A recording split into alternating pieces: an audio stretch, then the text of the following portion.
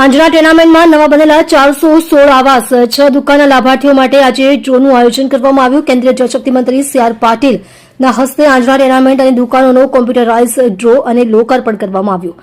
SMC આ project public private partnership ધોરણે હાથ ધર્યો હતો, જે પીપીપી ધોરણે આંજણામાં 416 ટેનામેન્ટ અને 6 દુકાનો રીડેવલપ કરવામાં આવી છે. સી.આર. પાટીલ ટેનામેન્ટનું કર્યું નિરીક્ષણ. નમસ્કાર મિત્રો, માનનીય પ્રધાનમંત્રી શ્રી નરેન્દ્ર મોદી સાહેબે આખા દેશમાં દરેક વ્યક્તિને પોતાનું મકાન હોવું જોઈએ એવા સંકલ્પ સાથે આગળ વધી રહ્યા છે. એટલે એના કારણે કરોડો મકાન બની ગયા છે અને નવા લગભગ 4 કરોડ મકાનો બનાવવા માટેનો સંકલ્પ પણ એમણે ગયા બજેટમાં કર્યો છે.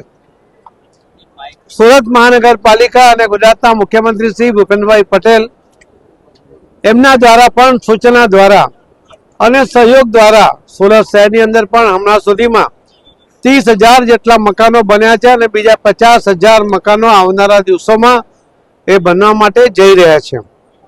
આખા દેશમાં પોપ્યુલેશન અને પ્રોરિટીની દ્રષ્ટિએ જોઈએ તો સૌથી સારી ક્વોલિટીના સૌથી વધુ મકાનો બનાવવા માટેનો પ્રયત્ન સુરત મહાનગરપાલિકા કરી રહી છે. આ વિકસતા શહેરને લોકોને પણ એવી સુવિધાઓ મળી રહે અને ઝીરો સ્લમ થાય અને આખા દેશમાં પહેલી મહાનગરપાલિકા ઝીરો સ્લમની બને એના માટેનો સુરત શહેરના સૌ પદાધિકારીઓ, અધિકારીઓ, કર્મચારીઓ કામ કરી રહ્યા છે. એમને પણ હું અભિનંદન આપું છું. સુરત શહેરને પણ સ્વચ્છતામાં પહેલો નંબર લાવવામાં સુરતના શહેરીજનોના સહયોગ સાથે સુરતના સ્વચ્છતાના કર્મીઓએ પણ જે મહેનત કરી એ 6,000 કર્મીઓને પણ નોંધ લઈને એમનો આભાર માનીને આ જ રીતે સ્વચ્છતામાં સુરત શહેર સતત પ્રથમ રહે એવી અપેક્ષા પણ રાખું છું.